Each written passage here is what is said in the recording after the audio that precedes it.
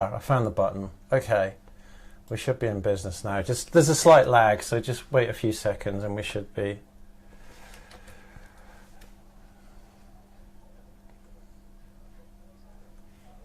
Let's see. Are we live? Are we live? We're alive! We're alive! Roger, you're on form today. You're very droll. You're very droll today. Okay. So, right, here we go. So I am going to attempt to do the introductions. So let me just see. Does everything look okay on YouTube? Yeah, everything looks okay. And we are audible, I assume. Hopefully somebody will tell us if we're not. So right, let's go through the introduction. So I've got some various bits and bobs here lined up to introduce each of you. So we'll do it in the order that I've just put it into this kind of playlist, if you like. So Roger, you are up first. So I think we should assume that not everybody knows who we are, even though we've had this gathering before. It was a good sort of 6 months ago or so. So Roger, perhaps you could sort of tell us a little bit about who you are and what you've done and what you've done since last time, really.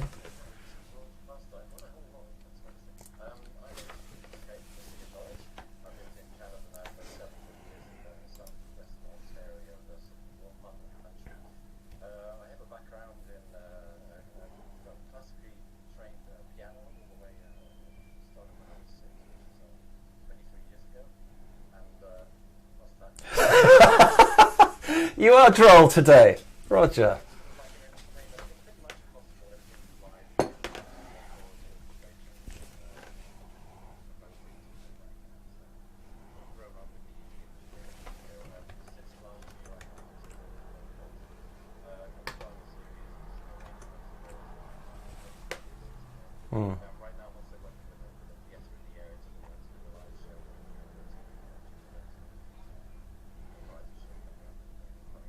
Mm-hmm. Cool. Ah, right. Okay. Right. So I have this little clip for you. Do you want to tell a little bit about it before I play?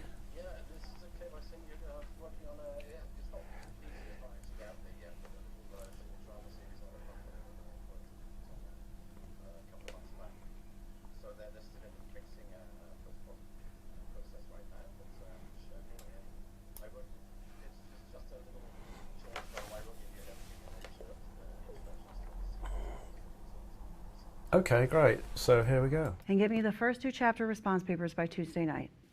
Okay.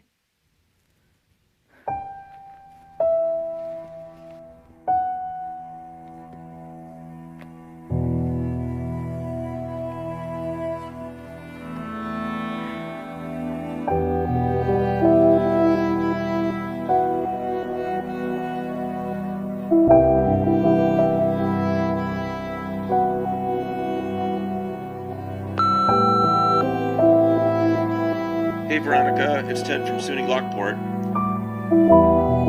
wish I had better news. It was the Dean of Academics call. I appreciate your willingness to cover for Nora on such short notice, and the department sends their regards. Hey, let me know if you want to get together and talk about it. Okay, good luck out there. I'm sorry it didn't work out this time.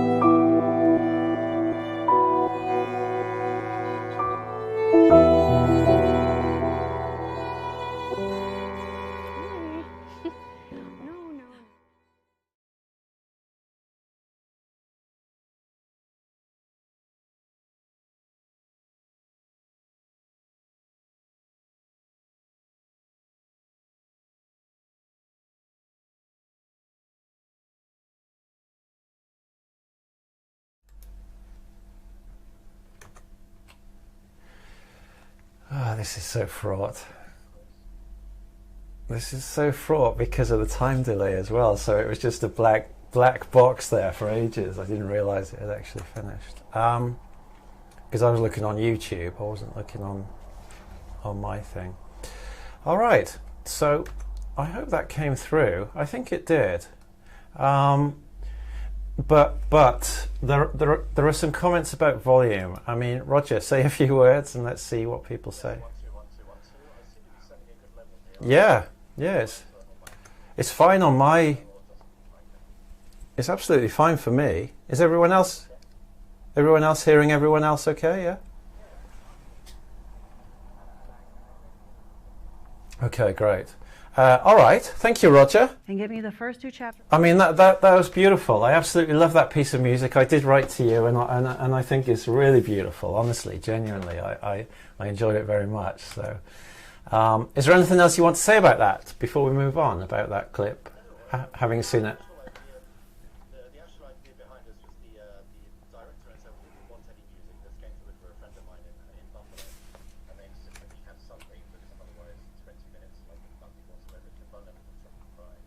So I tried to keep things really simple. The actual notes in there would be 3 notes, and it's basically what I've used in various parts throughout the production. So it's a little bit of a simple light notes and kept it really simple. Mm-hmm.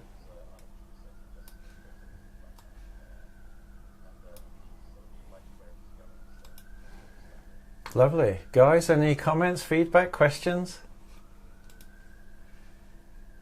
You didn't hear it. Okay.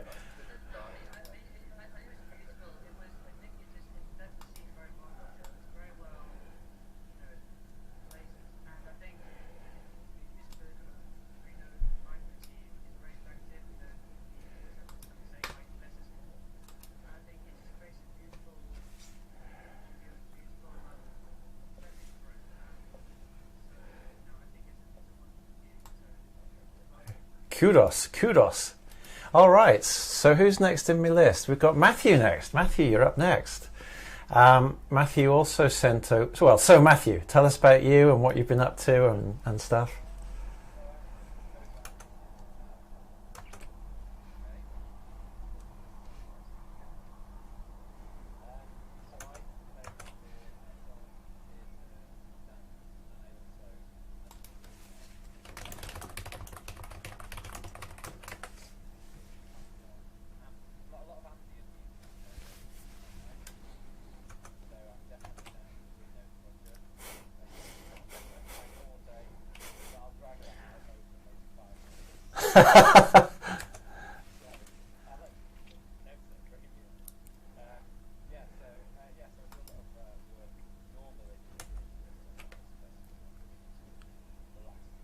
Mm-hmm.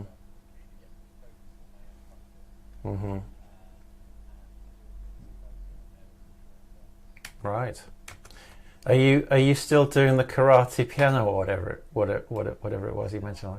Yeah. Okay. Cool. Excellent. So that's. Yeah, I can imagine. Is it bearing fruit? Yeah.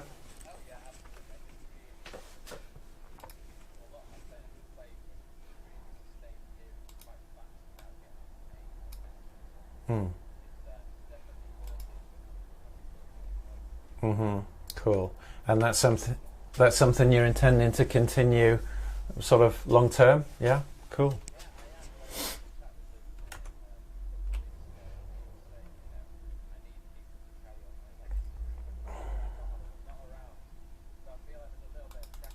Oh, yeah? There we are. Pressure is good. Okay. Good. So, what about the show reel? Because I'm going to cue that up in a second. Is there anything you want to say before I play it?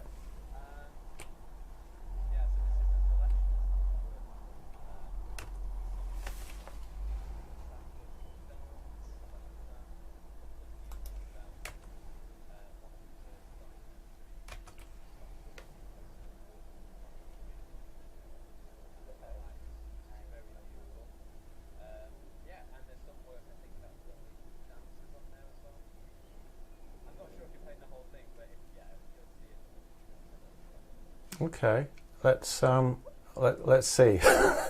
I'll play it now. In almost all ways, I am so much like you. I am a subjective and unique human being, one of nearly 8 billion. alone, and yet connected.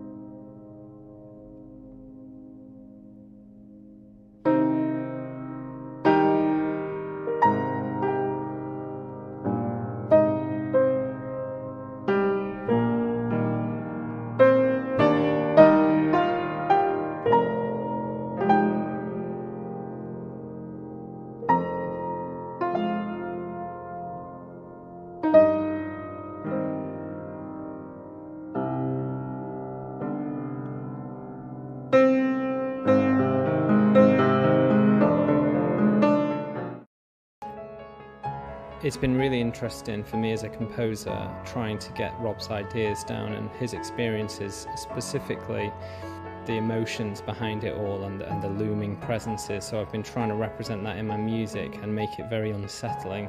Another aspect has been playing with time signatures. So we did one of the movements in a 5 count, which represents the 1 in 5 people living in the UK that are living with dyslexia.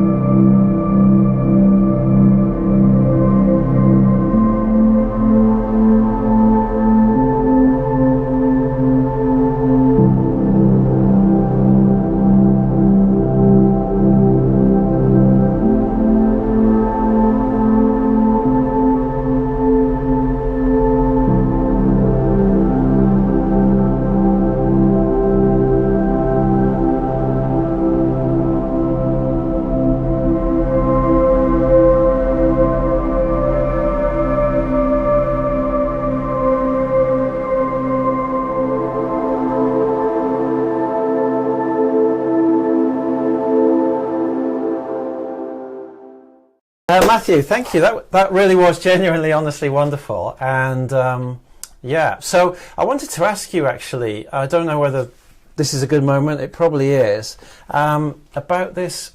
You've had some success, yeah, with one of the short films that you're involved in. You've been very modest and not mention that, but can you perhaps... Me? Yeah. Yeah, so... yeah, a short film about ice, I think is... Yes, yes. Yeah, so yeah, so Thank this you. it's been doing a sort of tour of the European Festivals. film festivals, and Nice. and it's picked up quite a number of awards and some really good, quite significant ones for its field. So it's almost like a doctorate filmmaking, PhD filmmaking in sciences. So it was filmed in Svalbard, and it won. What's it called? This is where you put me on the spot. Research and Film Awards in London, and it won the best climate change documentary. And the kind of prize is funding to make the next film for the filmmaker, which is incredible. So yeah, it's done really, really well. It is a really beautiful film, so I'm hoping that it gets a wider release. Excellent. I think if you go on the director's website, you can watch a 10-minute excerpt of it. So yeah, look it up, a short film about ice, and it's directed by Adam Leahy. Okay, and how long is the whole film? The It's complete about 30 minutes. I film? Okay, think. right. It's really beautiful. And just if you can share with us, how did you get involved? Have you worked with the director before, or how did that come about? Yeah, I have worked with him before, and it was sort of a little bit convoluted, but I've done a couple of projects with him, and he had some music in this film already by John Luther Adams, the well-known composer, and basically couldn't get licensing for it in the end. So he contacted me and he said, I really need some ambient music, and I've been working on an ambient EP, and I sent it over, and he was really over the moon with it, and I think he actually kind of in the end felt that it fitted the film in a different way, a little bit better than the original music he'd chosen. So nice opportunity for me. That kind of came a little bit out of the blue, but the music in the film just fits. It's kind of strange. It was one of those weird things where he was making a very reflective film and I was making some really reflective music, and they just married up together at the same time. It was quite really lucky. Cool. Yeah. It's very nice. Thank you. Fantastic. So is there anything else in the works with him, do you think, or it's still... Yeah, hopefully. I mean, hopefully we're going to collaborate on his next project. And he was the director of photography from the feature film that I made that was supposed to be out last year. And I remember talking about it at the last round table. But the release date's been put back due to COVID. So it's going to get a summer release this year. So, looking forward to that one as well. Right. Excellent. Well done. Thank you. That's really great. Yeah. Thank you very much. All right, cool. Moving on. We're going to get the intros done and it'll be time to finish. Andy, you're up. Hello. This is in no particular order. I don't want any egos to be affronted or anything. So, Andy, bring us up to speed. Tell us who you are for those who haven't tuned in last time. I'm Andy. I'm in Cardiff.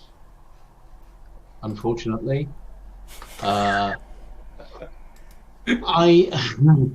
not a composer really. I just started. Oh, for God's sake! Writing Andy. music. Oh, stop it! Beginning of first lockdown, and I just bought loads of kit, and I won that first competition, which was a nice boost for me.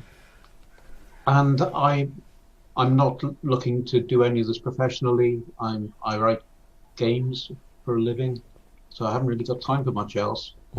As for what I've been doing for the past year, not a lot. I've been furloughed for most of the year.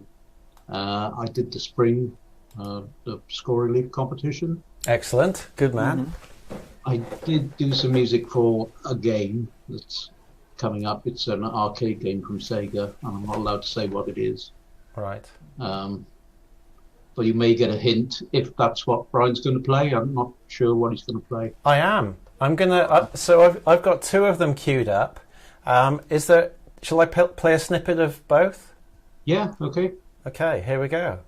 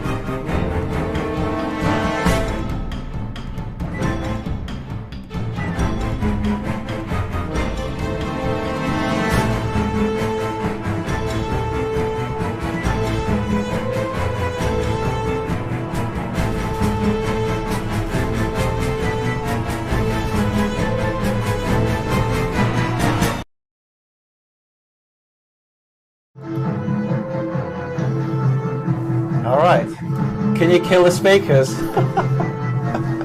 Kill. Thank you. The problem is, guys, that we have this lag, you see, so it's still playing on YouTube, but you know, there's a lag. There's like, I don't know, 20 seconds lag or something. Anyway, yeah. Thank you, Andy. Thank you. Very. Probably guess what the game is now from that. I certainly couldn't guess because I know nothing about games, but maybe those in the know could guess. But yeah, it's based on a Spielberg IP. Okay. Anything more you want to tell us? Exciting. That's exciting. Well, I don't work for Sega anymore, so they can't fire me. They can sue me. So you were doing music as a kind of little side extra thing for Sega, is that right? Well, you were kind I actually wrote the game. Oh, nice. Fantastic. I was lead developer on it. It was me and another guy and two artists wrote it. And it's for arcades, so it's not going to be for the home. It's going to be you're pumping pound coins into it. But it's been delayed because of the pandemic. But hopefully it should be coming out this summer. Okay. Great music, Andy. For someone who...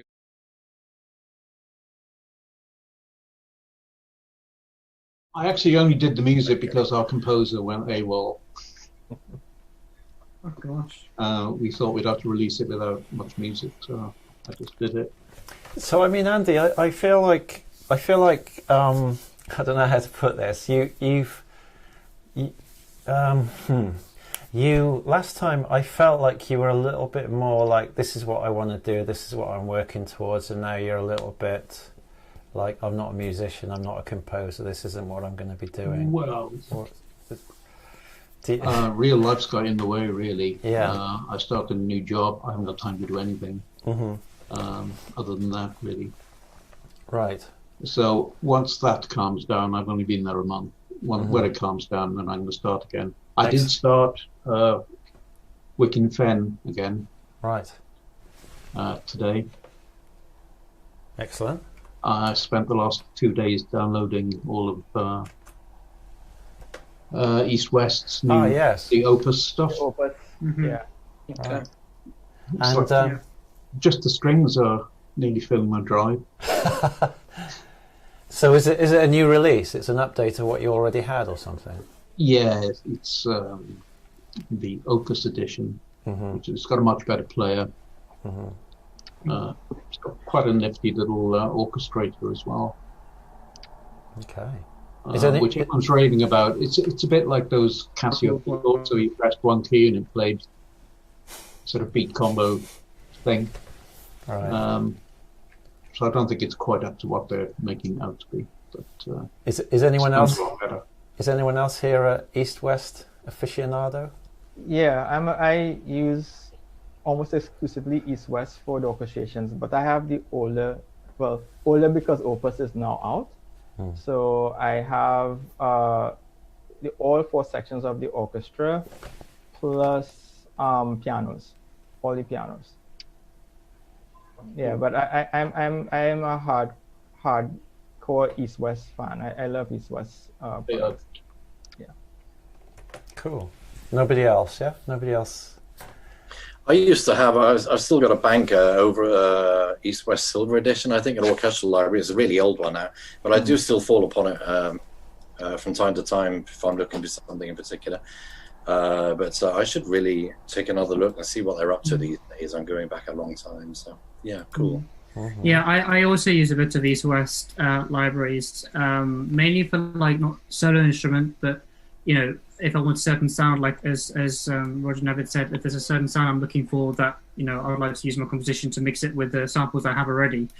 It's a nice kind of hybrid score thing. You're mixing different sample sets together and they work really well, I think. So yeah, definitely recommend East West sounds. Yeah. Okay. All right. Next. Not me, I'm afraid. No. No? I've never heard of it. I'm not that technical. I'll be honest. I make quite technical sounding music, but I'm really not that techie. And I know that there's so many plugins, so I kind of got myself a set of plugins, and I just stuck with it. That's do you, me. do you think that some of these companies, you know, would be upset to be referred to as plugins? Yeah, well, again, that's probably just me not being technical enough. No, I mean, I'm just them in the right way. They are their instruments, you know. They are their instruments. They are instruments in the same way that, you know, that they're quite meta, but they're. You could argue that it's no different playing a real instrument if you're writing for it. That, yeah. So what are your tools of choice then, Matthew? What do you use when you're writing and creating? So I have a couple of analog synths. I've got a Juno 6 Roland, nice. which is really nice. An old school synth. Wow. I tend to manipulate my own, so I might get some samples, like orchestral hits, and stretch them and create new sounds. And then I use standard plugins again as well. I use quite a bit of Spitfire audio stuff, which I really like. Right. But I tend to mix it with other organic sounds. So you're a bit of a craftsman. You're a bit of a sonic sort of experimenter, really. Yeah, I like. Maybe it's because I can't afford all the plugins, or it's because they overwhelm me a little bit because there's too much choice. And when I get overwhelmed by choice, I tend to just revert to the smallest thing possible, and I have quite a narrow field. I've never bought one. I rent mine. Right, I didn't know you could rent them either. Composer Cloud is Yeah. Oh, cool. Composer Cloud. That's interesting. I'll have to look into that.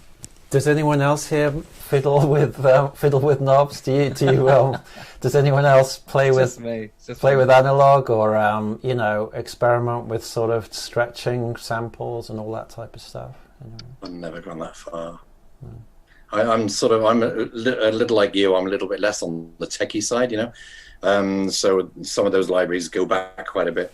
I've been discovering more of the Spitfire ones recently, and I find they're nice, manageable. I love the way they operate. The clip you played for me earlier was all done. I downloaded this thing called the British Drama Toolkit, and I use that almost exclusively on there, aside from the piano. And I just love the way it blended. It's a really nice, easy to use. For that sort of production I was working on, it was very nice and all really self-contained and easy to manipulate without drowning in like RAM and memory. So it wasn't too bad. Right. The Spitfire Labs is a lifesaver for a lot of people. Yeah. You know that they released another one like about 4 days ago, the Auto Harp, I think.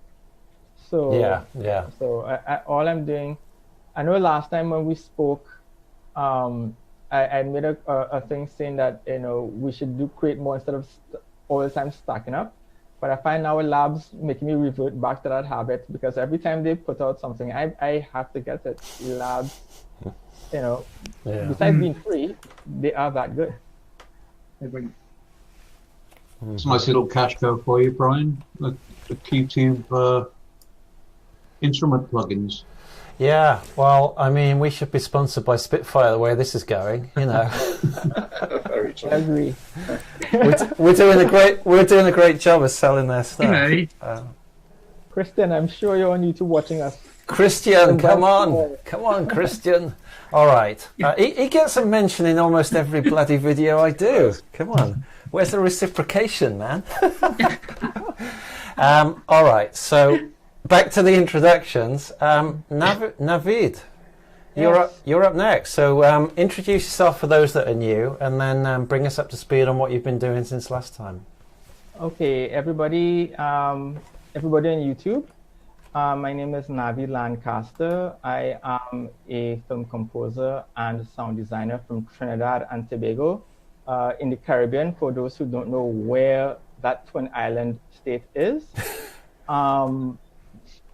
From the last time we spoke, some really great things has happened. Most of it in terms of work that I've done previously. So for example, I'll just bring it up here so I'll make sure I don't mess it up. A film that I had scored for, a short film called Immune, which is everything was done entirely in England, if I remember clearly, except the composing. So that was done by myself. We won the best quarantine film at the Alternative Film Festival, so spring 2021. Wow, great. A while back, a film which I didn't compose for, but I did some technical work on it in terms of cleaning up the audio. It's a very short film called The Refugee, or The Refuge actually. That won Best Short at the, let me see it here, at the Bharat International Film Festival in Mumbai.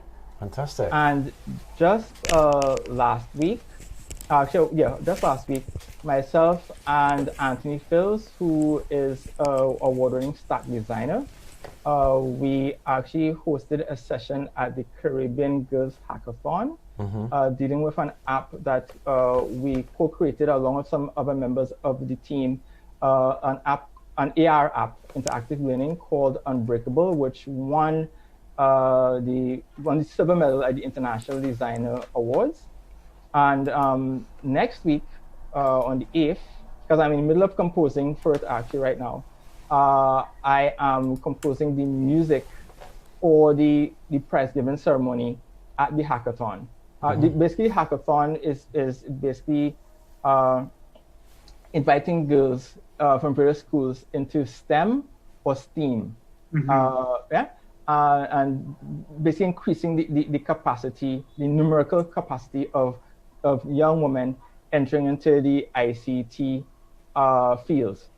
And then a really cool thing happened literally about 3 days ago. Brian has seen it because I did put it online. I have just become an ambassador for the Creative Passport.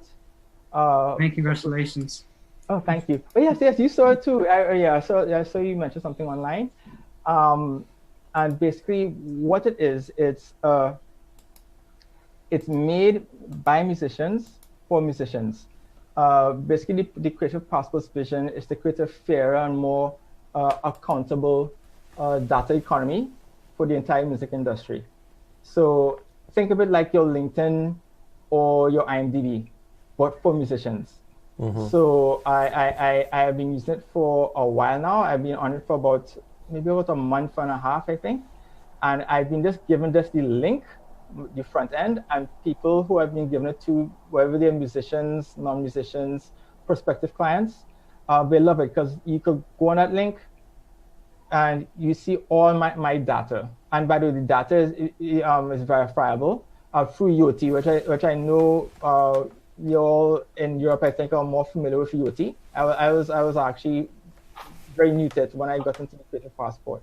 But the reason why I'm an ambassador, because I like it, I use it, and I urge all musicians, composers to sign up. And the cool thing about this, signing up is free. So with that said, I know I sent a clip to Brian. I am not really allowed to say what I'm working on in terms of some things that are coming up in terms of film. But since all of us are on the YouTube, and we are fortunate to be using the videos that Brian provides for us, I actually sent him my latest one.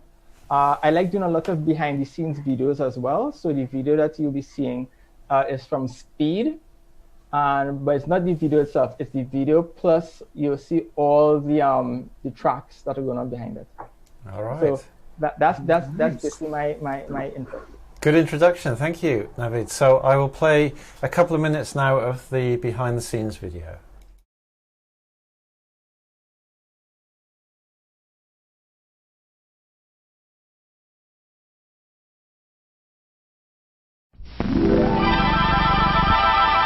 Sky over the Atlantic, the vast air ocean that must have stretched endlessly for Columbus. The story of mankind is inextricably linked to his fascination with speed. Whether under his own power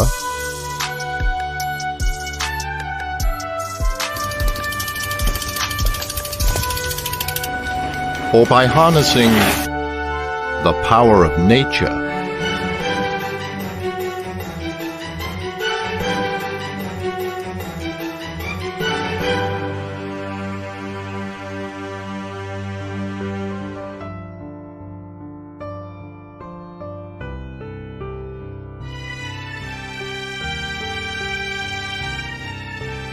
or through the development of more and more capable machines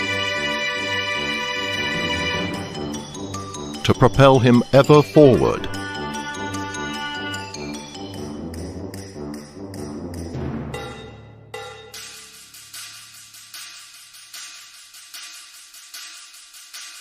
This is a story about humans. This is the story of speed.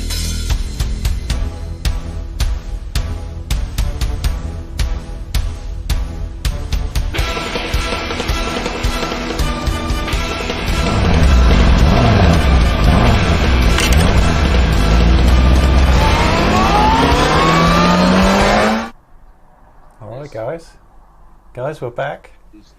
Kill your speakers. So yeah, thank you, Navid. Thank you so much for creating that for the community. That's really great. And you know, I mean, I generally get the feeling that these behind the scenes or walkthroughs or making of or whatever, that they are pretty, people are very interested in them. I generally get that impression, but then I don't get much feedback. So I assume that people consume them, enjoy them, find them useful, and then kind of move on. So I don't know whether there's a way that people would like them to be done more or in a different way, or which way of doing it people prefer. You know, there are lots of different ways of doing them. So no one would want to see my behind the scenes. It's mostly me swearing at the screen, throwing things around. Well, it seems to work for you, Andy, I must say. You know, if it works for you, don't change it, don't knock it. Right. And Matthew's behind the scene would be quite interesting, I suspect. Yeah, I'd probably be doing quite a lot of swearing as well, but swearing in a, I don't know, slow ambient way. Just maybe stretch it out. Navid, is any swearing involved in your process? I suspect not. Yes, I do, but I make sure A, my mic is off, and B, I just record internal, so all the cursing will be outside. Okay, good man. Good man. I've actually had a lot of fun lately, just talking about the stretching thing, finding, and I don't know how legal this is, so I probably should be slightly cautious, but I don't think someone from my local village is going to sue me. But what I've started doing on it, some of my work lately, is finding YouTube videos of just random like parades and sounds and just events, nicking the audio from it. So not official videos, literally people's phone videos, nicking the audio, stretching it, creating like binaural sounds so you can hear people talking. And just that more sound design basically, but it's kind of mental. Like you sometimes sit here and just think, what am I doing? Why am I listening to like the I don't know, Rose Day pageant like audio? But hey, a lot of it sneaks into my music and no one knows, but you know, it's fun. Cool. When I say legal, by the way, I mean legal nicking their sounds. I'm not stealing like, you know, anyone's real content. Yeah, sure. Cool. Thank you. Great. So festival stuff seems to be quite good for a few of you. You know, that's an interesting topic in itself, I think. I mean, the success that you've had with festivals, you know, for those who are not in the know, like myself, how does it work? I mean, who takes responsibility for submitting it to festivals? What's the process, or is it completely different for every festival? I mean, what insight can you give us, Navid? I mean, well, from what I've experienced, I don't have any part in that.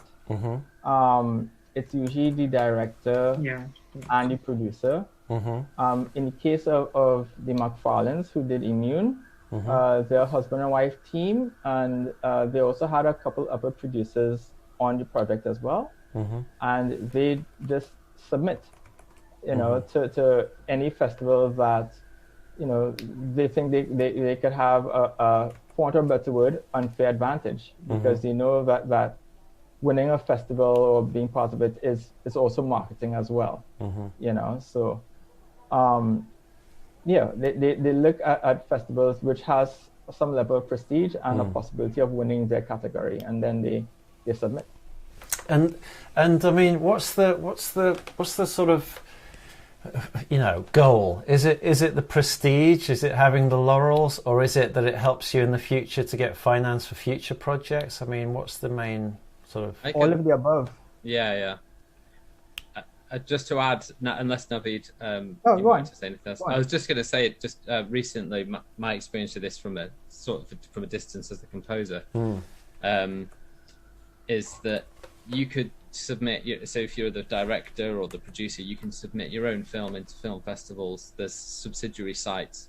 This might be of interest to some composers as well, who maybe are filmmakers or have done music videos. But so there's subsidiary sites where you can go through festivals and you choose them. You pay an application fee normally, but there's also, for slightly bigger releases or releases with more of a budget, there's festival agencies that do that work for you. Right. So they'll decide whether they think that they can take your project on, and then they will distribute it. And the main aim, as you said, is laurels, kudos, but also probably looking for distribution. Right. So a lot of films get picked up, by maybe the streaming sites or a bigger film distribution that would maybe take it to the next level.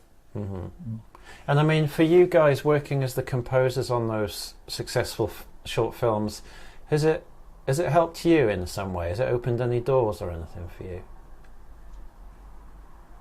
Anybody? Because I'm going to say yes, because for me, I just use it as as leverage. The more leverage you have, the more you'll be looked upon as a top tier, reliable composer. I mean, even in the beginning of this aspect of my career, in 2012, I won. I scored the film Buck the Mansprit, which won. And then the year after, I scored Jab Me Dark, which won. And I just went in the papers and said, if you want your film to win an award, it has to pass through my hands. I just went out and said that in the media. I still have those newspaper clippings where I said that. It's a matter of, at least for me, it's not just bravado or ego. It's a matter of the reality that there's a lot of competition out there. I mean, I know I'm preaching to the choir here with the panel. Every year, thousands upon thousands of people come out of film school or decide to get into film music, film composing. And the competition is fierce. So any unfair advantage you have in terms of marketing, you use it. Of course, that goes out saying you have to be putting out a certain level of work, constantly and with a certain amount of quality, which everybody here on this panel I know does.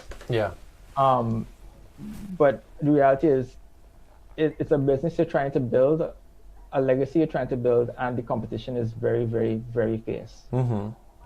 So essentially, it's a nice entry on your CV, if you like, to say, I composed the music for this award-winning film.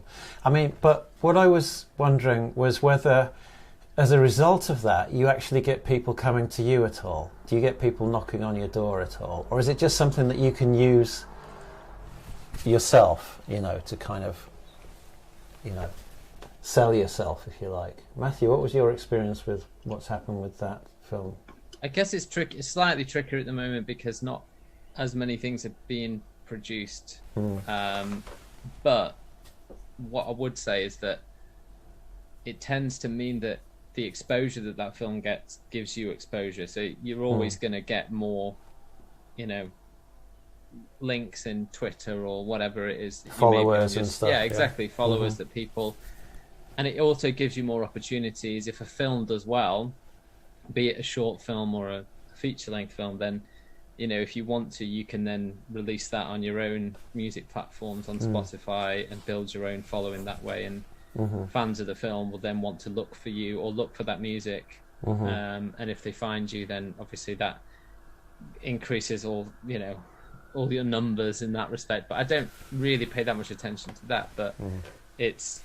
Yeah, and I think for me, like personally, I just think you know, it gives you the confidence as a composer to think that you did a good job in that project. And it's not always going to be the case. You hope that it will be, but not every film is going to be a good film. Not every project is going to be a good project, but you can do your best.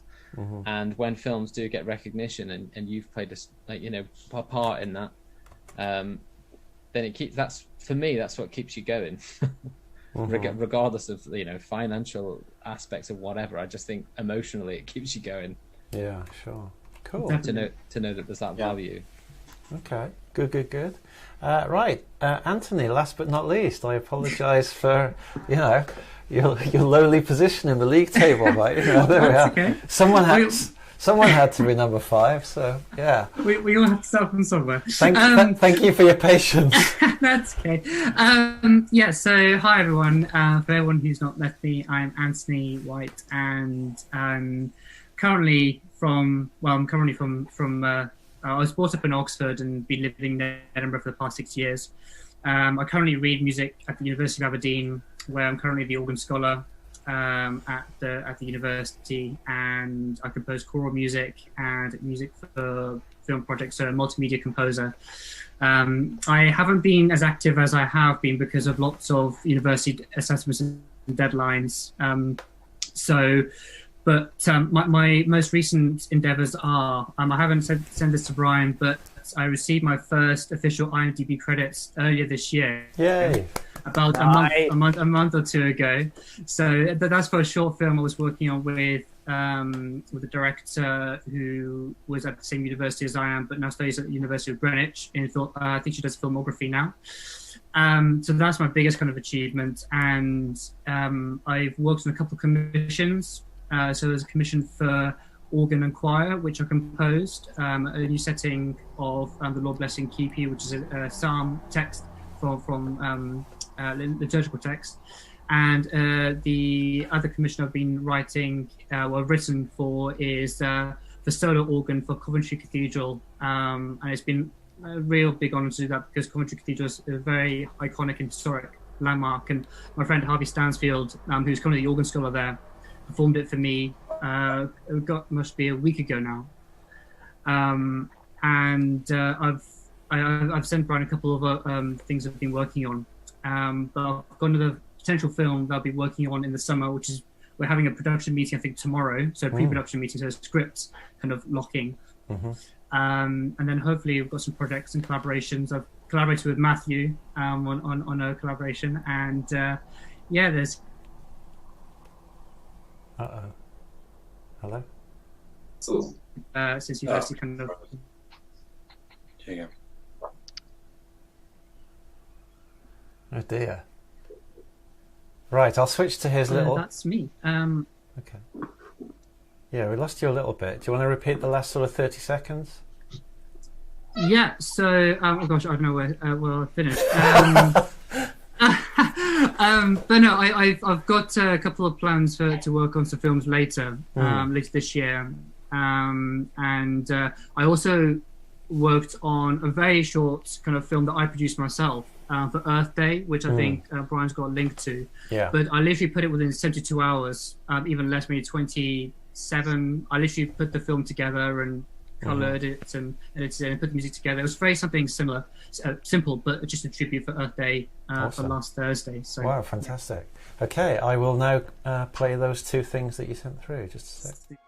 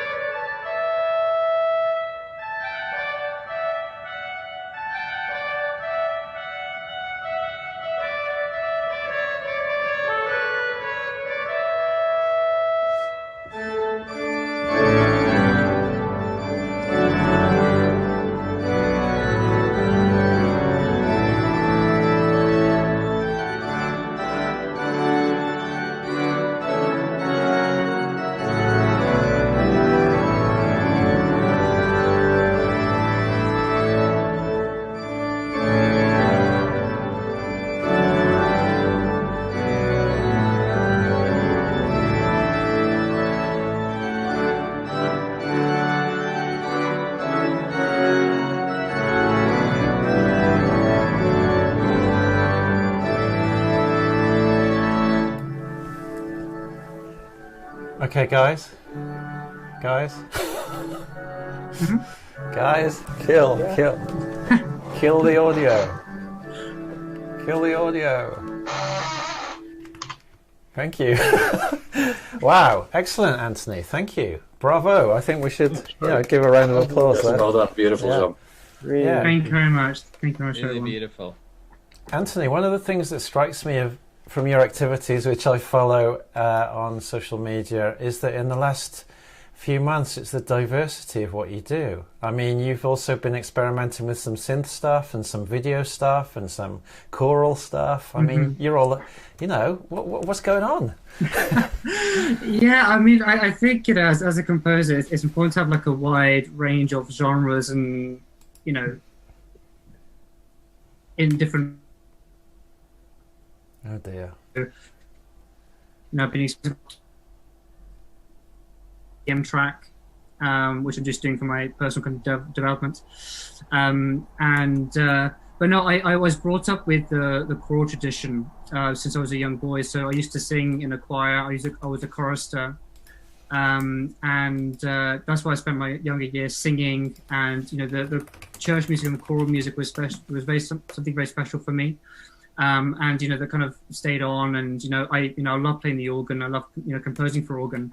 And so I had this opportunity to do that, and this is actually, ironically, my first organ piece I've ever composed. Oh, yeah. As an organist, you'd think I would. As an organist, you would think that I would compose more things for organ, but it's quite ironic. But no, it was. I did that, which is an incredible project, and I'm thankful to Harvey to giving its UK premiere on Sunday. But yeah, as I said, it's just having kind of wide set of skills, really. I'm just trying to widen my kind of palette, my compositional kind of skills. So, in trying, electronic music, EDM, that kind of thing. And subsequently, developing my film music kind of style and working my own kind of skills. Yeah. And do you think that the film music is definitely the sort of career path that you want, or are you going to try and mix it up, or what do you think?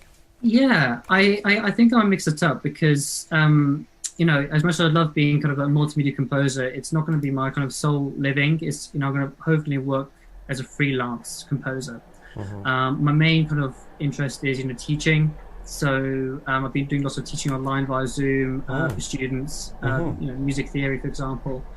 And it's something I'd like to continue and, working alongside, films, freelance productions for adverts, that kind of thing. And just kind of see where that goes. But I love what I do. Yeah, good. That comes across. Yeah, good for you. All right, guys. Well, I mean, I really hugely apologise for those technical issues at the beginning. I mean, we're really eating into the time. I don't know how you guys are doing for time. But we had a question on the chat about theory, but we really discussed that last time. I don't really want to go into that again particularly. Unless there's something you want to say. It's just the question. The question was simply, are you classically trained and does it help you, basically? But I think some of us have been answering as we went along, actually. So most of it is actually being answered in the. But there was one question that I really liked from Ed Prince, which was, are there any positive ways that the lockdown has affected your work, your composition? Your process, opportunities. Anybody want to start? Navid, you're nodding enthusiastically. Go ahead. Yeah, because I took this opportunity. On a side note, Trinidad is in a sense almost in lockdown mode again until the 23rd of this month. Right. We got back some of the restrictions, which is unfortunate. But I realized when the pandemic really hit in the beginning of last year, that the people who are staying home aren't just the composers. The people who are also staying home are the heads of companies, heads of studios, and heads of various entertainment entities. So they're not going anywhere. So what they do, they go online and they search for talent. So I've been marketing my tail off and pushing myself in a sense, in the kindest way possible, in front of people, to show them my work, which brings me back to thanking Brian for inventing the QTube, because he really expanded my portfolio. Great. And everybody else is here. Great. Good. Yes. So you are to blame, Brian, for for me doing this. This is great. You know, I'm so with Navid though, because I didn't really compose any film music or to picture before the QTube. It was sounding that so kind of good. gave me an opportunity to have a go at doing something I'd never done before. And I've scored a couple of silent films, but it's given an opportunity, Brian. So thank you. Yeah, because very welcome. it's given me so much practice and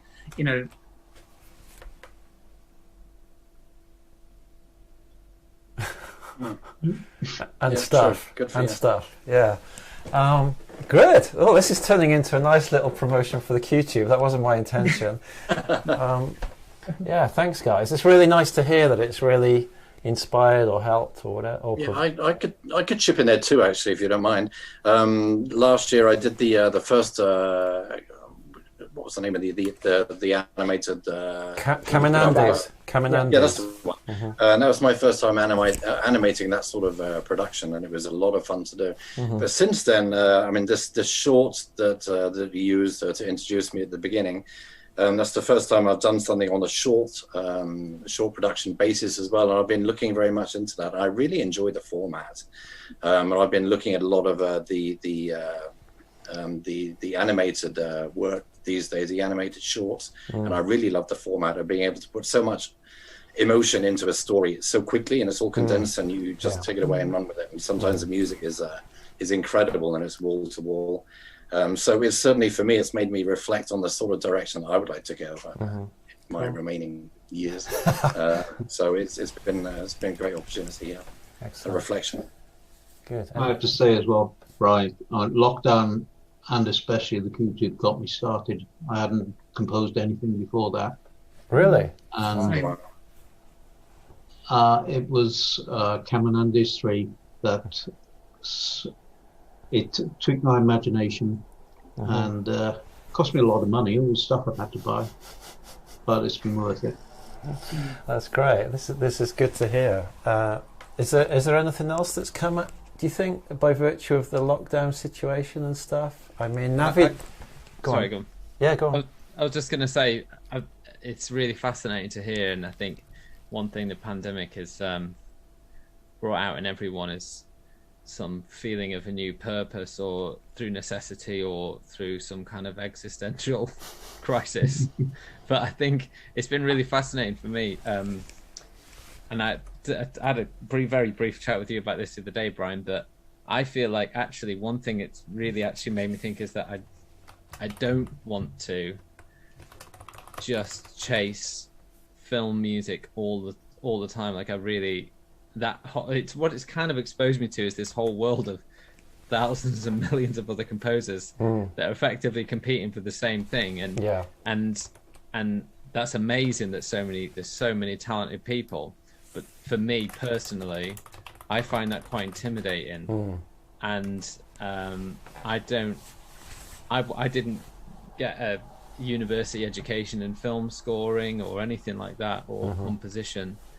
So I always feel like I'm sort of, oh crikey, like they probably know more than I know. Imposter syndrome. Yeah, totally. And it's kind of mad when you're actually working as a professional in that industry, and you still feel that way, but I think a lot of people do. But it kind of made me realize that actually what I really want to do is just compose and just be a composer, and because at the end of the day that's what I do, and that's what I love doing. I don't love composing for certain for any old project that I might get to work on. What I love doing is writing music, and I kind of felt like I just really wanted to develop my own practice, and in the hope that if you make good music, you will be found. It will happen for you if you create and if you work on your craft. And that's why the QTube is really great for lots of reasons, but also because it gives you an opportunity to work on your craft as well. Cool. yeah, I've actually really taken a step back from trying to pitch. Mm-hmm. So probably the opposite of you, Navid, but equally, it's worked beneficially for both of us. But it's it's fascinating. Yeah. All right, guys. Do you find, even if you don't have a project, there's a general sort of question here, do you try to compose, this is something that's fairly new for me actually, but I do try to make a point of doing something each day, a couple of minutes in a different style or whatever, just to sit down and do something. And I never delete anything, everything gets saved, because you never know when it can, I've got something that could be used for that, you know. Mm-hmm. Yeah. So keeping busy across the board as a musician and writing sort of on a daily basis, I think is always a very good practice. And listen to it the following day and it sucks maybe, but it doesn't matter. You know, you're doing something, you're honing your craft, and it's always a good practice. I think so. Yeah. I mean, I definitely keep like a bank of motifs or very short ideas. Maybe it's like 30 seconds or minutes. I just keep a whole folder, of subsections, uplifting music or ambient music. Just, I think it may sound horrible, as you say, but it's it may, you may take like those 2 notes or 3 notes and you think, okay, you can use that in the film or in the production. So, I think it's invaluable, just even noting down something, even some manuscript paper or in a door. It's good to have that resource, because when you get that creative block and you can't think, I actually had this creative block last week. I was like, oh gosh, what am I going to submit for my assessment? I have no idea what I'm doing. And I looked back at something I'd done. I was like, okay, those 2 notes were my inspiration. Okay, I'm going to compose from that and do that. Right. And that's how important having like a area where you can have all of these ideas stored is brilliant. Yes, that's nice. And that's a great idea, actually. I sometimes just set myself a limit. Okay, I'm going to compose for this small number of instruments that the palette is set out, and then see what you can do with it. And it's a great practice as well, instead of just looking at this giant canvas, like, where do you start? So, I've done that. And I always have a piece of manuscript paper. Sometimes I've been watching a TV show and sort of like, I'll be right back, when I come in here and just, not pinching, but just a little moment of inspiration that I look at, and then it develops into something, or not. Yeah, good idea. Excellent. So just quickly, let's discuss one more question, and I think we'll have to close.